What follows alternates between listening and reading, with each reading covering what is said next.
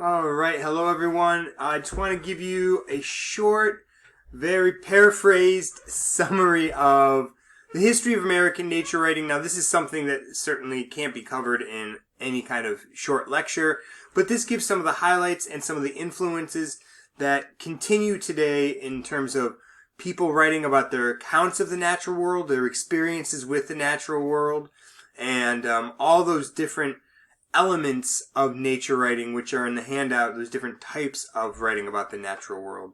We start here first in pre-America with Aristotle, who was really the first kind of natural historian, somebody who made basic observations and wrote about hunting techniques and nesting habits of animals, really documented in a very objective way what nature was doing. He actually had the first attempt at a classification system, or a taxonomy, basically animals with blood and animals with no blood.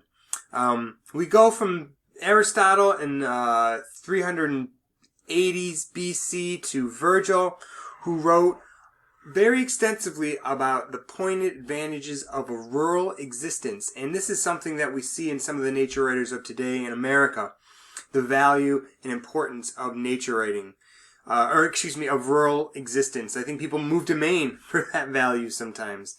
Another natural historian comes around at the early phases of AD, Pliny the Elder, who wrote a natural history tome in 77 AD.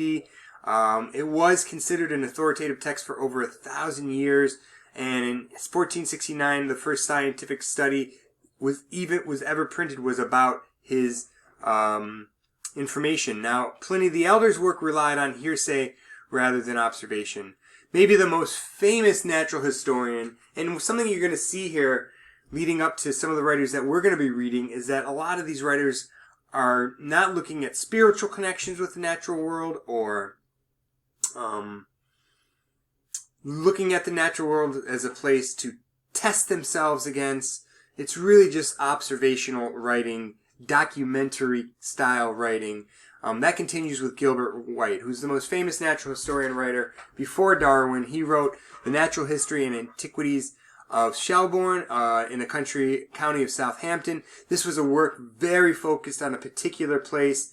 It did try to connect the natural world with theological purposes. He emphasized the importance of field work and practiced natural history primarily to prove the existence of God.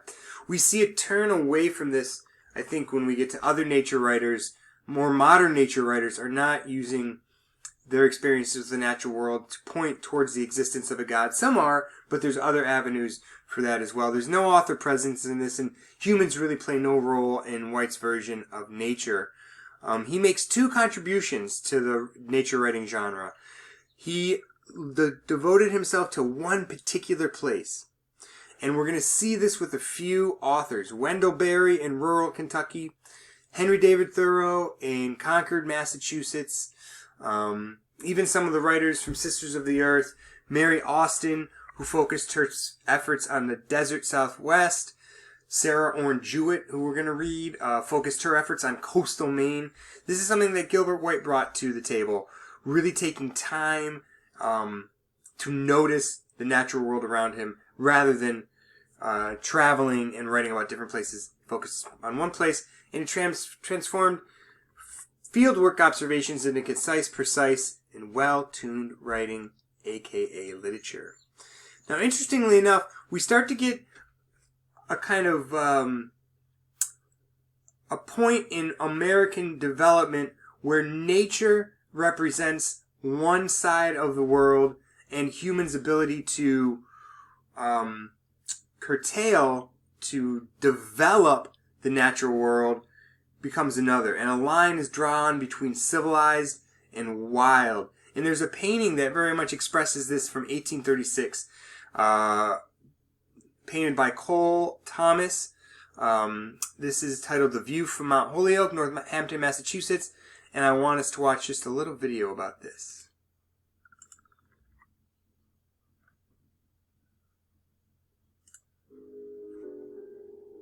We're in the Metropolitan Museum of Art looking at Thomas Cole's View from Mount Holyoke, Northampton, Massachusetts, after a thunderstorm. The Oxbow. Right, but we know it as the Oxbow. It's a Hudson River School painting by Thomas Cole, who's credited with founding American landscape painting. Landscape painting was ranked very low by the academies in Europe. And painting was ranked very low in American society. That's true. And when Americans didn't want paintings, they didn't want grand mythological scenes. They wanted portraits or landscapes or views like this one. And this is a view of a well-known, unusual natural scene, a place where the Connecticut River bends back on itself.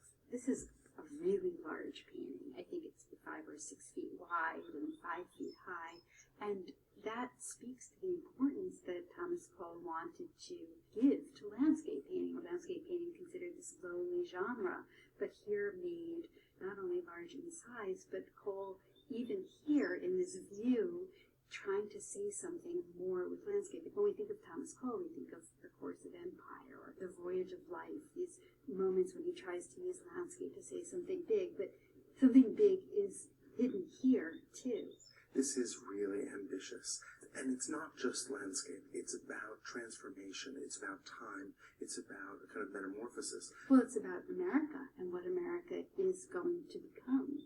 So on the left side, we see a storm-ravaged landscape. We see a broken tree. We see rain pouring down, birds that seem to be frantic as they fly through the sky. And we can even make out a little bit of a lightning bolt at the extreme left. So we have what art historians and art critics at the time even referred to as the sublime, an image of nature that is wild and untamed and frightening and awesome. This untouched wilderness, this virgin forest, was seen in stark contrast to the built environment of old Europe.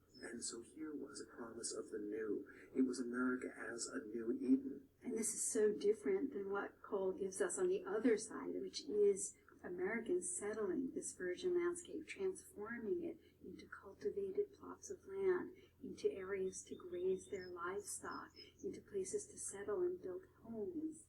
And the storm is passing, the sun is coming, and there's a sense that this settling of the land is something which is ordained by God, which is approved by God. And this is really tied in with the American notion of manifest destiny, that Americans were meant to tame this landscape, that this was ours.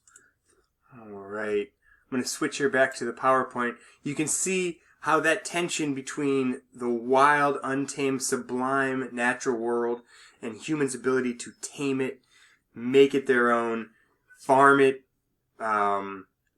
is a part of God's plan for humans. The idea of manifest destiny. This is 1836. Now we get to this point in 1836, and some of this starts to shift perspectives with the next writer, Charles Darwin. Chuck D, actually different author, but Charles Darwin. He transforms perspectives about nature with the theory of natural selection, the ideas of evolution. He was a nature writer in terms of adventure writing. The Voyage of the Beagle charts his different voyages to South America, but On the Origin of Species is really his most famous work, and that's where he professes his ideas about the theory of natural selection. It is a theory, not something proven, but an idea about how things work, and it changes the way in which humans see each other. The Industrial Revolution takes place in the 1820s in America, and this really starts to affect humans in interesting ways in terms of how they react to what's going on in the natural world. It produces ideas like transcendentalism, which is America's version of Romanticism. This was a hotbed of ideas and speakers and poets and writers, all congregated around Concord, New Hampshire, and including the great Ralph Waldo Emerson, who wrote a very important essay titled Nature in 1836. He believed that nature was a reflection of the spirit. Particular natural facts are symbolic of particular spiritual facts. And he criticized natural historians for just a narrow focus on taxonomy and observation rather than participation in the natural world. Emerson is buried in Concord, Massachusetts, and this is his beautiful, beautiful gravesite on a huge piece of marble. One of his students, his mentees, was a person named Henry David Thoreau, who we are going to read, and this is the writer who wrote Walden. Probably maybe the most important American nature writing book that has ever been produced. Really, anything after Walden owes a debt of gratitude to Walden. Walden is a recollection of 2 years that Henry David Thoreau retreated to a cabin that he built by himself on the shores of Walden Pond and lived there by himself, recording his interactions with the natural world. Thoreau had read Nature while at Harvard and inspired him to seek out Emerson. He wrote about the role of humans as agents of change. He starts to criticize the Industrial Revolution, criticizes capitalism as a form of natural destruction. He's one of the earliest nature writers to criticize the abuse of natural resources. And as opposed to Emerson's grave, and Henry's grave is quite small. This is a picture I took when I visited. You'll see a little rooster there. He wanted to be a rooster, a chandelier for the world, to wake them up in terms of what was going on around him and how industry and capitalism was informing people's lives. In the late 1800s, we're talking 1880, 1890, nature writing becomes much more political. The official frontier closes at 1890 and widespread abuse of natural resources occurs. We're going to start reading writers around this time like John Muir, who combined science and natural theology, political activism to bridge natural history and nature writing. He sees nature as both a representation of himself, a place to test himself against, but a place to protect. And if you've ever been to a national park, you have John Muir to thank. He was a big advocate to Theodore Roosevelt to begin this program of preserving natural spaces. In 1880 to 1920, we get a back to nature movement. Native American cultures start to get more and more agency in terms of protecting their culture. The Audubon Society forms in response to the killing of shorebirds. The Sierra Club is created. The Boy Scouts are created. And we get this impulse of people to turn back to the natural world. We get beautiful artwork by people like Ansel Adams. In the 1960s, 1940s, 1950s, ecology emerges as a legitimate discipline, and the Dust Bowl, this huge weather event that occurred in the middle part of our country, emphasized the abuse and overexploitation of taking up trees, so the natural ground was much more prone towards events like this. In 1960s, we have some pretty big events. First of all, Rachel Carson's Silent Spring, which is a book about industry polluting a river, in particular the corporation GE polluting rivers in the state of New York and how that affected people's health. We have the first Earth Day, and we also have the first photograph of Earth from a satellite. This one right here. And it influenced people to see the Earth as a very fragile place, a place to be protected. Between 1970 and today, we see writers like Edward Abbey, who was a radical nature writer who wanted to destroy certain industry that had taken over in the Southwest. Annie Dillard asks if anyone can really ever know or become one with the land. And we have in 1990, census revealing that more Americans live in suburbs than in cities.